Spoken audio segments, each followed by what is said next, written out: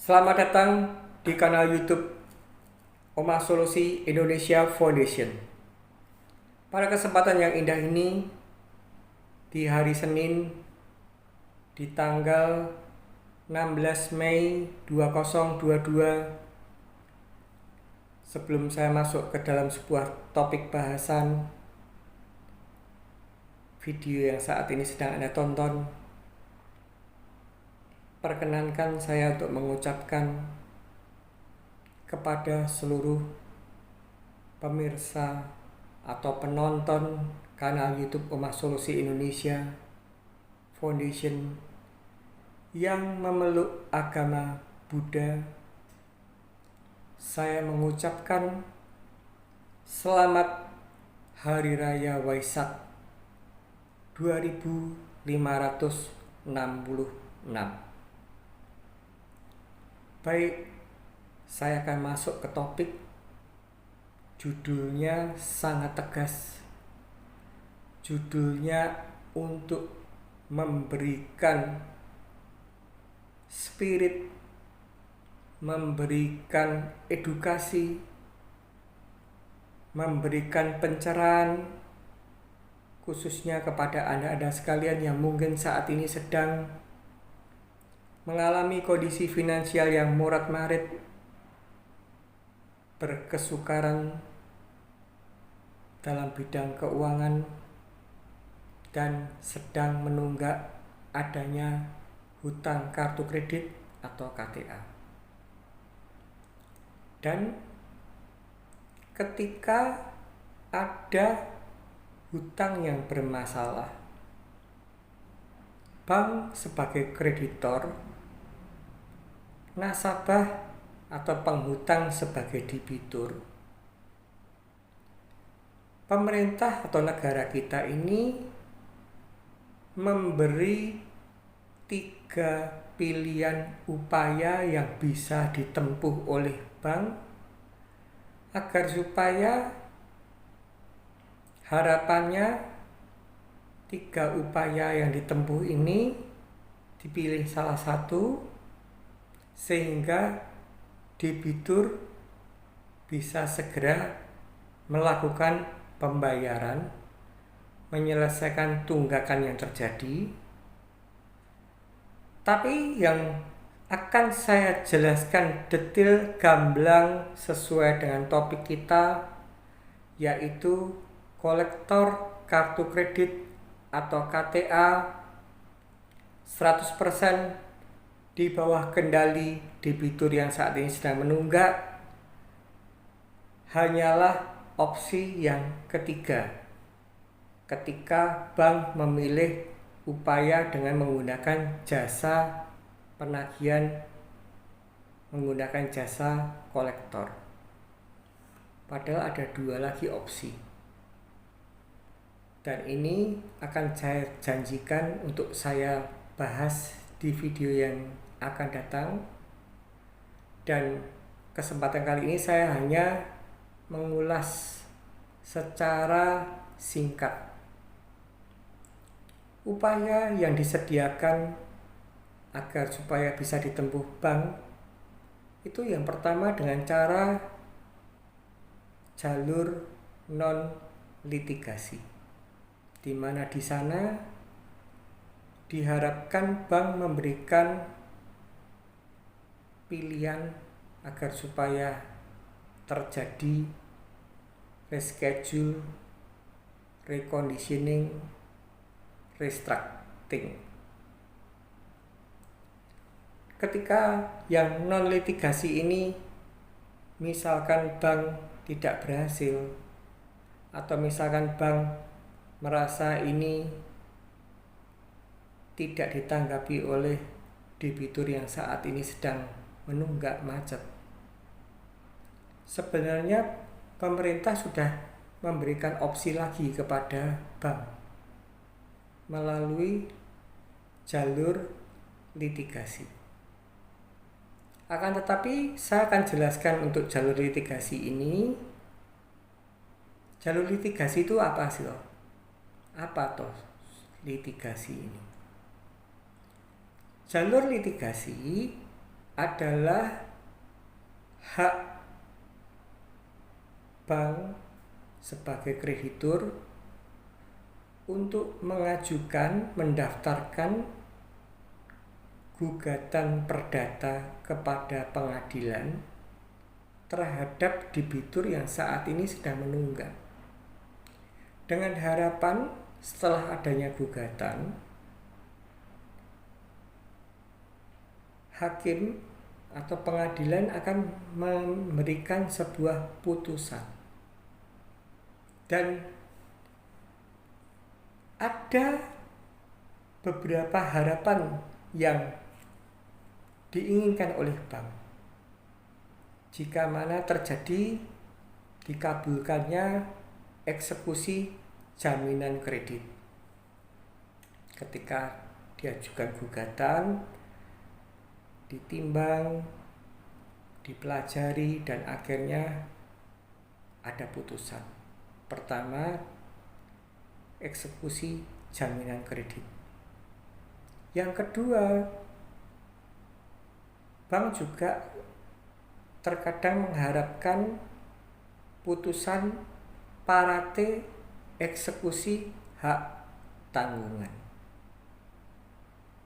Dan yang ketiga, bank terkadang juga berharap pengadilan melalui hakimnya memutuskan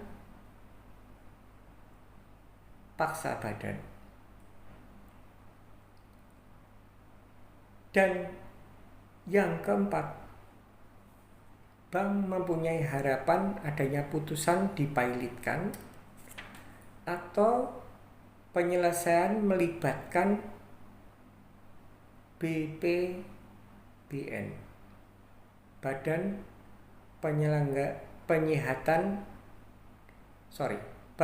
Penyihatan Perbankan Nasional. Itulah dua opsi yang khusus untuk hutang kartu kredit atau KTA, yang opsi non litigasi ini masih terkadang digunakan oleh bank. Tapi kalau yang opsi saya tadi mengatakan kalau yang opsi non litigasi khusus untuk produk hutang kartu kredit atau KTA biasanya masih dipertimbangkan untuk digunakan, dipilih oleh bank non litigasinya dengan menawarkan tadi 3 macam: reschedule, reconditioning, restructuring. Tapi untuk khusus hutang kartu kredit atau KTA sampai hari ini rasanya bank tidak akan mau untuk berspekulasi menempuh dengan jalur litigasi, yaitu mengajukan gugatan perdata kepada debiturnya dengan harapan tadi yang sudah saya sebutkan. Yang pertama, semoga dikabulkan adanya eksekusi jaminan kredit. Padahal dari jenis hutangnya kartu kredit ini memang dari awalnya tidak ada yang namanya jaminan kredit. Atau diharapkan adanya parate eksekusi hak tanggungan. Ini juga rasanya cukup sukar untuk ditempuh oleh bank melalui jalur litigasi. Bank juga bisa mengharapkan putusan hakim atau pengadilan paksa badan. Tapi ini belum juga pernah terjadi. Dan yang terakhir, khusus untuk hutang kartu kredit atau KTA ini, bank mempunyai harapan untuk mempilotkan pemegang kartu kredit yang sedang menunggak ini langka. Oleh karena itu, yang seringkali dipilih oleh bank adalah dengan menggunakan jasa kolektor. Dan jasa kolektor ini ada dua macam yang seringkali digunakan. Kolektor debt call, kolektor yang melakukan penagihan dengan cara datang, entah itu datang ke rumah atau ke tempat bekerja pemegang kartu kredit atau card holder yang saat ini sedang menunggak. Satu lagi menggunakan kolektor desk call, kolektor yang melakukan penagihan melalui media komunikasi, biasanya menelpon, entah yang ditelepon adalah nomor fix line rumah, tempat bekerja, atau bahkan menelpon langsung nomor handphone pemegang kartu kredit atau card holder yang saat ini sedang menunggak. Dan pilihan melalui jasa kolektor ini masif digunakan, dan efek dari penggunaan jasa penagihan kolektor ini yang terjadi, pemerintah telah membuat sebuah aturan khususnya Bank Indonesia dan diawasi oleh OJK, tertuang dalam Surat Edaran Bank Indonesia nomor 14/17 DASP. Akan tetapi walaupun peraturan ini telah dibuat, sosialisasi kepada debitur yang saat ini sedang macet, card holder yang saat ini sedang menunggak, pemegang kartu kredit yang saat ini sedang menunggak, minim sekali. Sehingga ketika kolektor, entah itu debt call, entah itu desk call, menagih kepada debitur yang saat ini macet, itu cenderung menggunakan ala preman, keluar dari tata cara penagihan. Dan ini yang akan saya propagandakan di video yang Anda tonton. Kalau sampai Anda tidak paham hukum, tidak tahu isi dari tata cara penagihan yang tertuang di Surat Edaran Bank Indonesia nomor 14/17 DASP, di mana dalam surat edaran tersebut ada 10 poin. 1-7 tidak saya bahas di video yang saat ini sedang Anda tonton. Di video ke depan saya akan bahas khusus. 9 dan 10 juga tidak saya bahas, karena sesuai dengan topik judul kita, saya hanya ingin mempertegas, saya hanya ingin menyebarkan informasi realita agar supaya yang saat ini terjadi, kolektor mengendalikan debitur yang saat ini sedang macet dengan cara apapun, melanggar tata cara karena debiturnya tidak mudeng, itu segera ditumpas.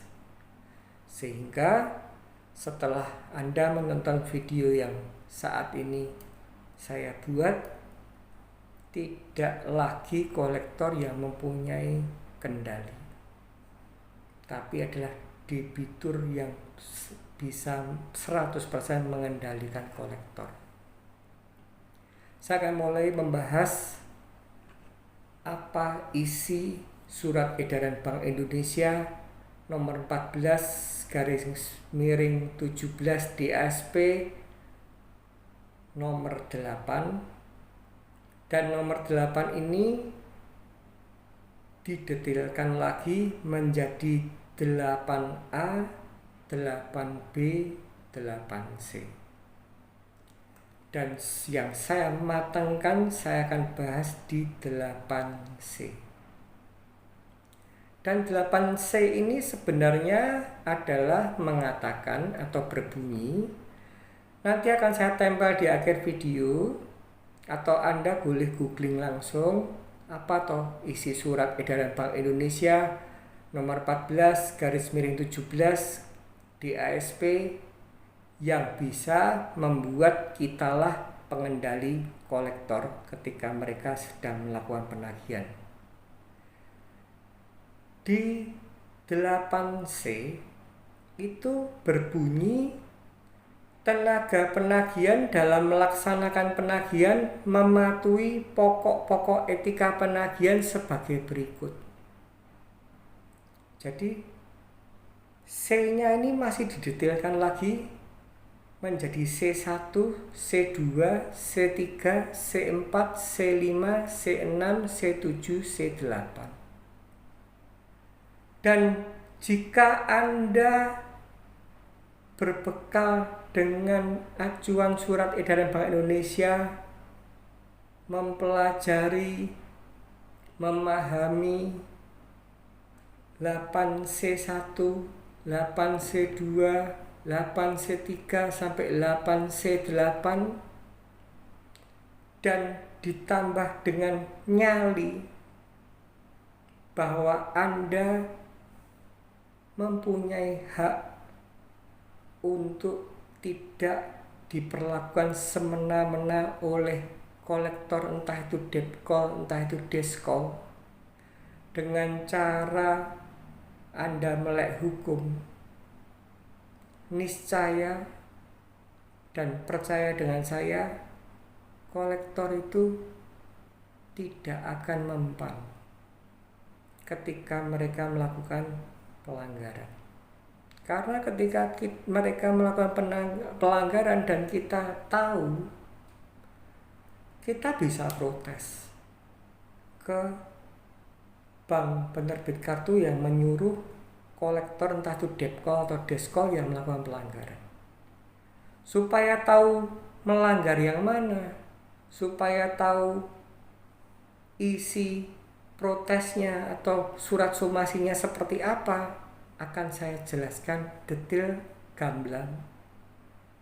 Dan ketika itu dilakukan, jangan segan-segan untuk segera memprotes, mensomasi ke bank penerbit kartu kredit terhadap poin detail yang telah dilakukan oleh penagihan dan disisihkan ke OJK. Saya yakin, saya garansi mereka tidak akan melanjutkan cara penagihan yang boleh dikatakan saat ini sangat tidak berperi kemanusiaan dan cenderung biadab. Di 8C sudah ditegaskan poin 1C. Menggunakan kartu identitas resmi yang dikeluarkan penerbit kartu kredit yang dilengkapi dengan foto diri yang bersangkutan. Ini biasanya bekal ketika kita didatangi debkol. Jadi C1 ini biasanya mengantisipasi pelanggaran yang dilakukan oleh debkol yang arogan, debkol yang sok koboi, yang kepengen menyerupai sebagai seorang preman. Mulai sekarang Anda harus mulai tahu dan mulai melatih mentalitas dan mulai harus menyatakan bahwa walaupun Anda sedang gagal bayar hutang kartu kredit, tapi Anda tahu tata cara penagihannya. Jadi ketika ada debkol yang datang mengaku utusan dari bank, umpama dari bank ATBK, mempertanyakan melakukan penagihan terhadap kartu kredit atau KTA yang Anda miliki, itu Anda harus segera mulai menerapkan paham hukum. Anda mewakili dari bank apa, Pak? Kalau itu debt call-nya laki. Nanti kalau suatu saat ada debt call yang wanita, Anda melakukan penagihan dari bank mana, Bu? Dan ketika itu sudah diucapkan dari bank ATBK atau BTBK, umpama CTBK atau apa, Anda harus berani, Anda harus mulai mengutarakan, saya bisa lihat kartu identitas Anda, Pak. Jangan gentar, karena ketika Anda tahu, ketika Anda berani untuk bertanya, itu paling tidak menunjukkan bahwa Anda paham. Dan ketika Anda bertemu dengan debt call yang koboi,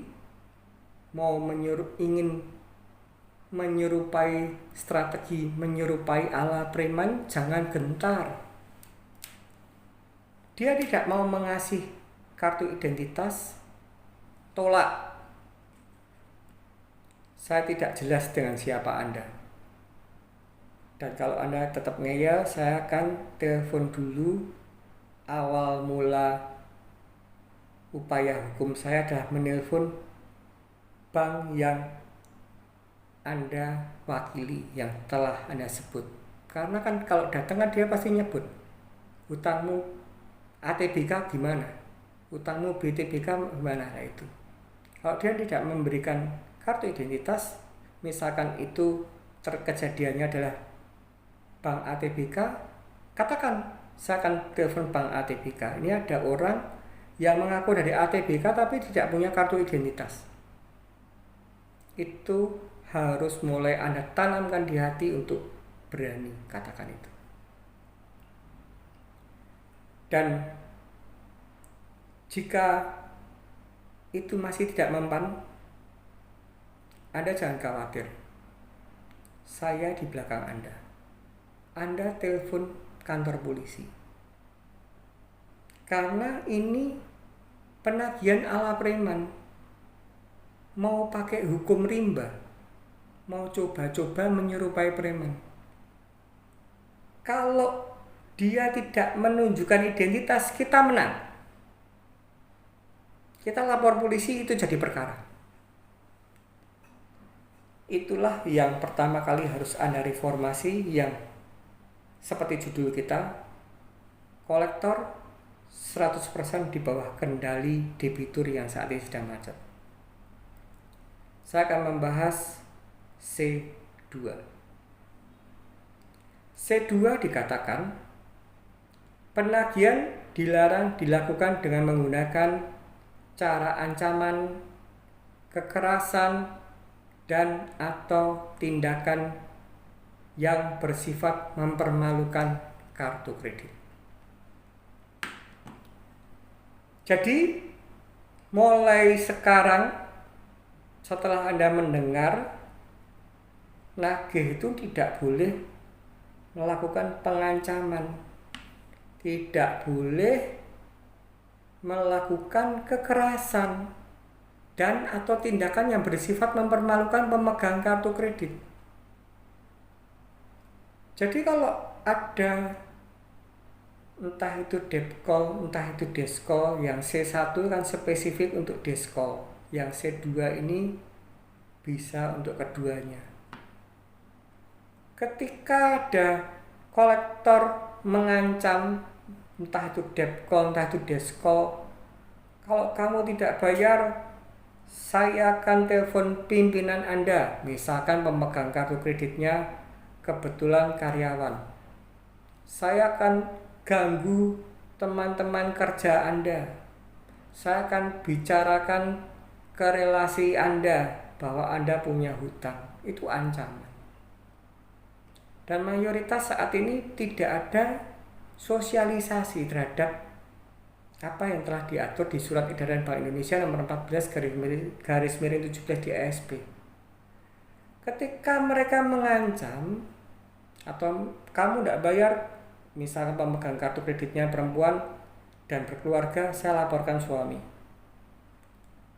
Sebaliknya, misal pemegang kartu kreditnya adalah pria, kamu tidak bayar, besok pagi istrimu tak telepon kantornya. Itu tidak diperkenankan. Tidak dibolehkan melakukan ancaman, apalagi kekerasan. Jadi di sini penting sekali 8C2. Ketika dia ngancam, ketika dia mulai ngancam, Anda bilang, oh, Anda ini melakukan mengancam ya. Anda telah melanggar Surat Edaran Bank Indonesia nomor 14 garis miring 17 di ASP 8C2. Anda harus hafal. Kalau Anda ngeyel, ini tak rekam pembicaraan ini. Ini tak rekam audio visual ketika debt call. Dan ini bukan gertak sambal. Bukan cuman omong doang. Ketika mereka memang sudah bahasa Jawanya dieleke masih nasar, lakukan itu. Protes keras melalui surat ke bank penerbit kartu kredit yang mengutus orang tersebut, CC-kan ke OJK, dan saya garansi itu berhenti. Saya garis bawahi sekali lagi khususnya untuk debt call. Kalau debt call, nothing. Berani ngomong, omdo, diajak video call saja, lari terbirit-birit. Tapi kalau debt call, sampai dia ngeyel, kita bisa rekam audio visualnya. Dan itu menjadikan sebuah bukti. Dan harapan saya ketika Anda berhadapan dengan debt call, ada satu orang yang bersama dengan Anda. Tidak untuk mendampingi, tidak untuk supaya aku kancanono ya karena takut. Tidak. Anda tidak perlu takut sama debt call. Hanya sebatas sebagai saksi. Sehingga ketika itu Anda terapkan, ada dua pilihan. Ngeyel, saya tabrak melalui somasi. Dan saya pastikan, saya yakinkan debt call tidak akan berlaku, tidak akan berani melakukan penagihan dengan melakukan mode preman. Dia hanya berusaha menyerupai preman. Tapi begitu ditatap beneran, saya garansi Anda baik-baik saja. Baik, itu yang pertama ya, yang sudah ancaman kekerasan atau mempermalukan. Artinya apa? Kalau sampai Anda dipermalukan di depan rumah Anda atau di kantor Anda, di telepon mereka maki-maki, teriak-teriak, bully, itu sudah bersifat mempermalukan.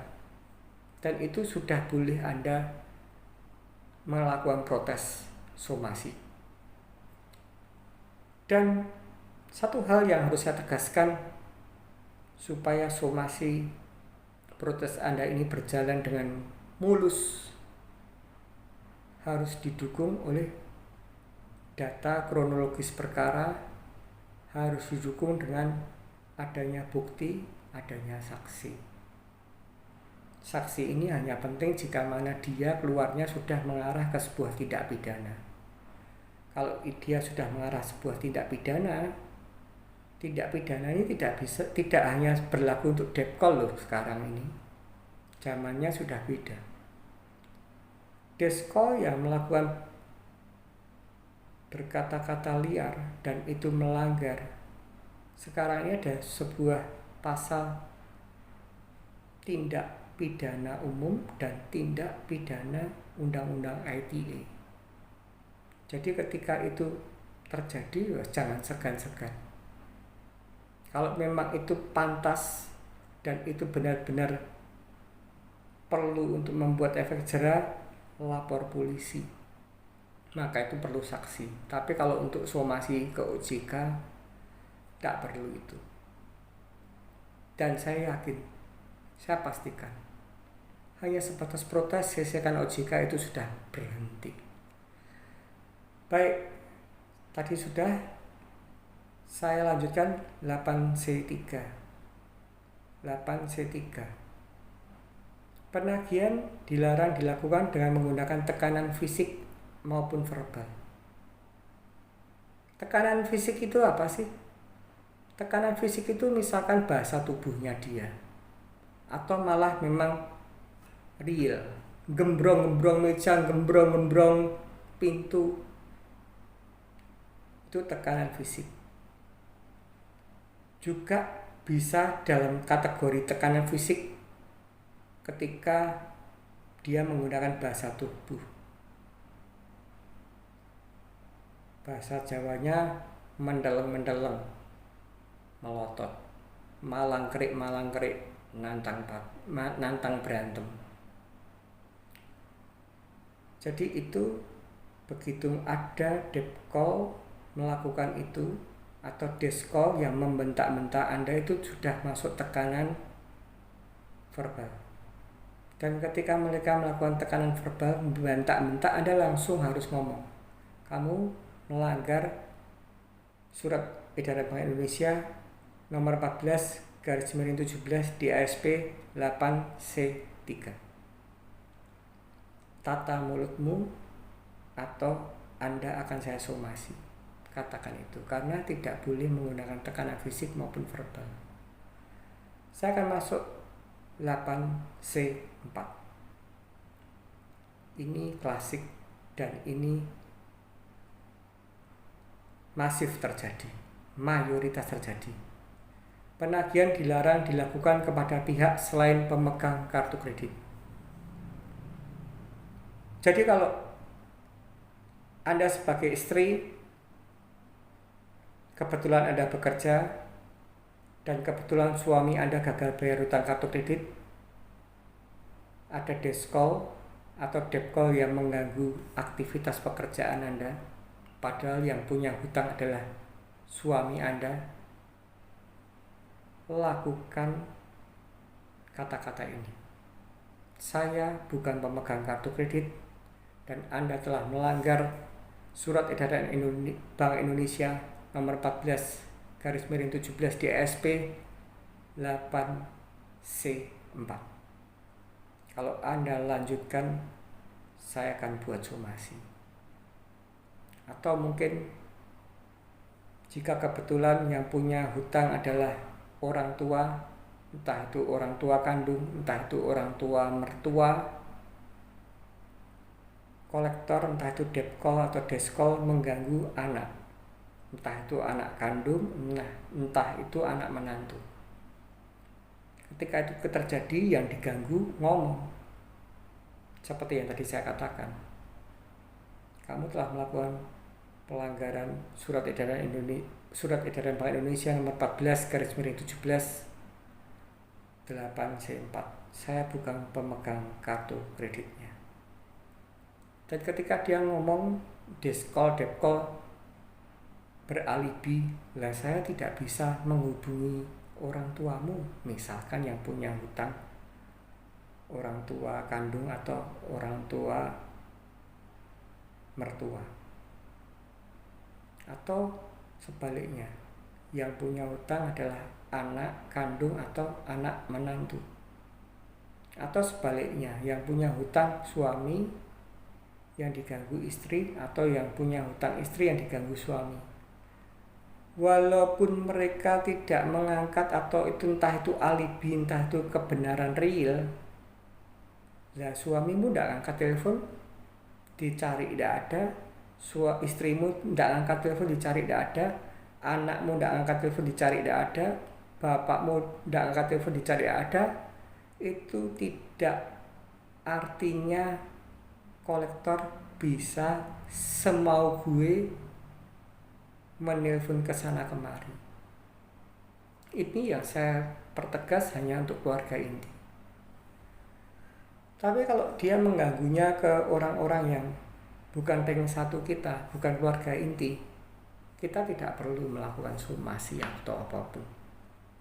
Kita berikan kepada yang diganggu opsi, katakan ini nomor handphoneku, katakan rumahku di sini. Kalau menagih silahkan langsung. Tapi kalau kamu masih diganggu, misalkan itu teman Anda, tak kasih cara, ini suratnya, tinggal teken tapak asmo, kirim ke bank yang mengganggu, yang mengaku bank mana, tembuskan CC-kan ke OJK, dan yang diganggu itu pasti akan berhenti terornya. Tapi saya katakan, kalau itu orang lain dan mereka malah merasa menyalahkan pemegang kartu kreditnya, padahal pemegang kartu kreditnya atau card holdernya ini baik-baik saja, dalam arti wong kita ini tidak ada hutang sama teman kita, kok malah beralih profesi sebagai kolektor. Abaikan, tidak ada guna. Tapi kalau itu keluarga inti, jangan sampai keluarga inti Anda terpecah belah. Satu tindakan langsung action, jangan pernah mentolerir. Kemudian saya lanjutkan ke 8C5. Penagihan menggunakan sarana komunikasi dilarang dilakukan secara terus-menerus dan bersifat mengganggu. Berlaku pada siapa saja. Menelponi keluarga inti terus-menerus dan bersifat mengganggu, menelponi langsung card holdernya langsung atau pemegang kartu kreditnya yang sedang menunggak, itu juga sudah melanggar 8C5. Dan ini juga saya spesifikkan bagi Anda yang mungkin card holder atau pemegang kartu kredit yang sedang menunggak ini kebetulan karyawan, dan yang diganggu adalah kantor Anda. Padahal Anda punya pimpinan, Anda punya atasan, Anda punya teman kerja. Jangan Anda gentar dengan ini. Dan saya menghimbau semoga yang menonton ini, jika mana Anda itu adalah seorang pimpinan, seorang atasan, seorang majikan, dan ketika ada karyawan Anda yang sedang menunggak utang kartu kredit dan kantor yang Anda miliki menjadi bulan-bulanan teror dari kolektor ini, saya menghimbau untuk tidak menekan ke karyawan Anda, tapi buatlah surat protes somasi. Dan semua yang saya katakan ini tidak akan saya tempel formatnya. Dan kalau memang Anda mempunyai permasalahan yang berbeda-beda, Anda cukup telepon saya, Anda perlihatkan kasusnya kayak apa, rekamannya kayak apa, nanti akan saya buatkan spesifik. Tinggal Anda cetak, tinggal Anda tanda tangan sesuai dengan kronologis perkara, Anda kirim ke bank penerbit kartu, Anda CC-kan ke OJK, dan itu pasti akan berhenti. Kemudian penagihan nomor 6 adalah penagihan hanya dapat dilakukan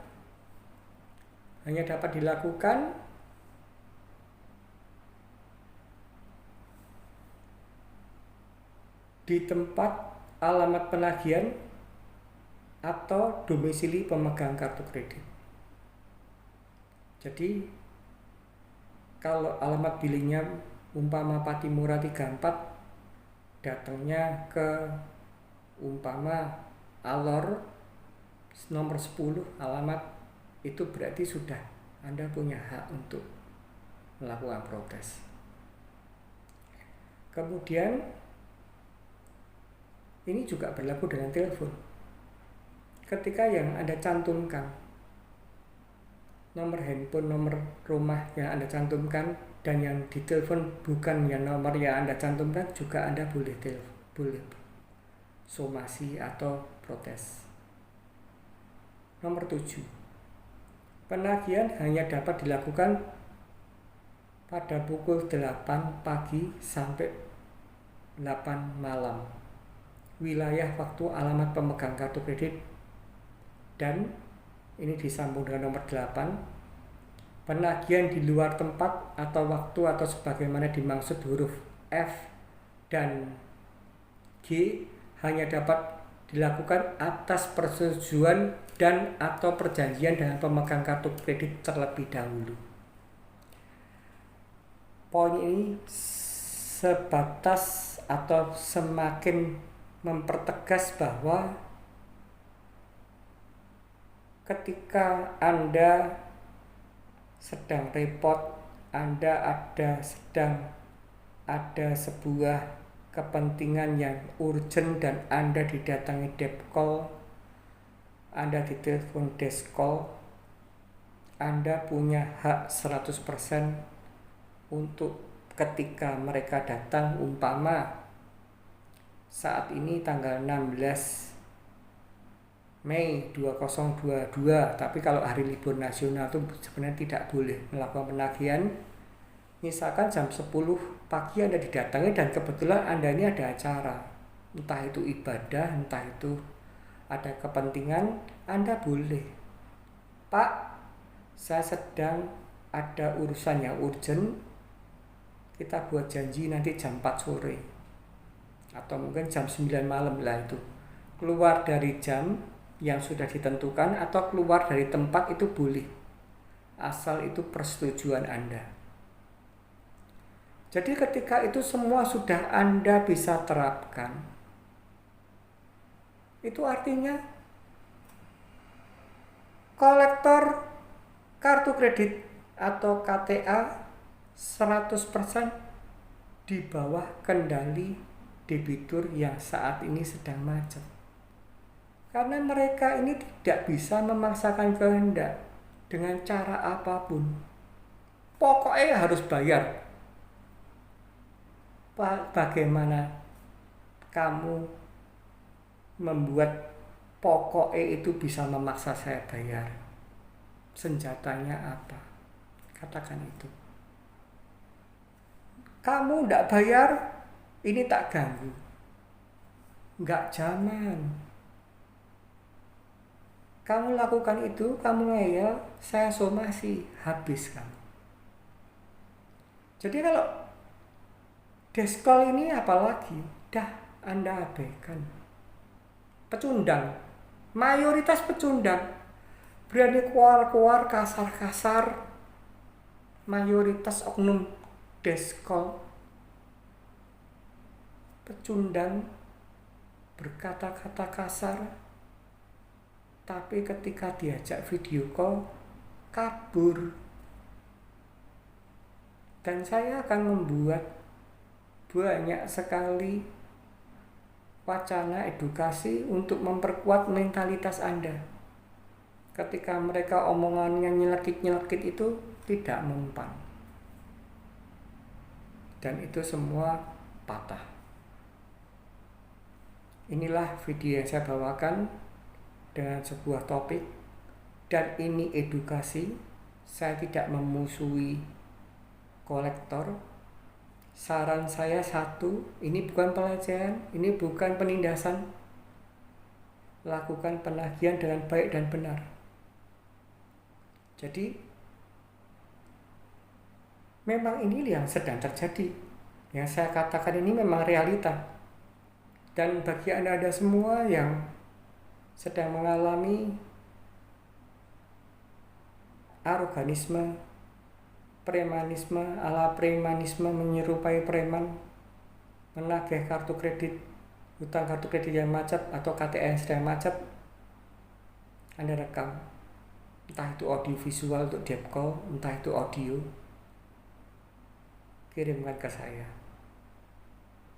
Nanti saya akan cari cara untuk memviralkan seviral-viralnya. Agar supaya apa?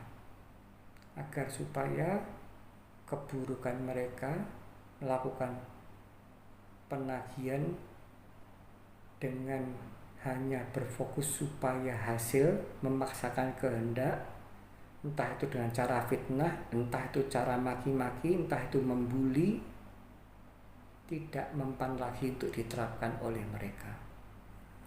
Saya ulangi sebelum menutup video ini, kolektor kartu kredit atau KTA 100% di bawah kendali debitur yang saat ini sedang macet.